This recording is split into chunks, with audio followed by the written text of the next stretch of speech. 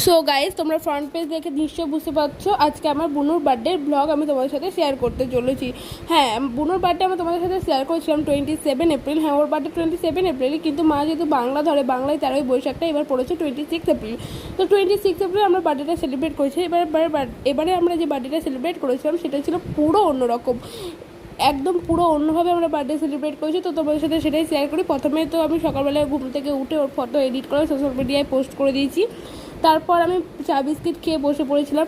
দোকানে যেহেতু 10ই মে সাইত আছে, তো সাইতের কার্ডগুলো আমি প্যাকিং করছিলাম। তো তারপর সকালে বুনুর ব্রেকফাস্টের জন্য করা হয়েছিল পরোটা, ঘুগনি আর পায়েস। তো মা প্রথমে ওকে খাইয়ে দিয়েছিল পায়েসটা, এবং বাবাও খাইয়ে দিয়েছিলো, কিন্তু বাবা যখন খাওয়াচ্ছিলো তখন আমার শটটা নেওয়া হয়েছিল না। তো তারপর আমরা রেডি হয়ে গিয়ে বেরিয়ে পড়েছিলাম দুপুরবেলায়।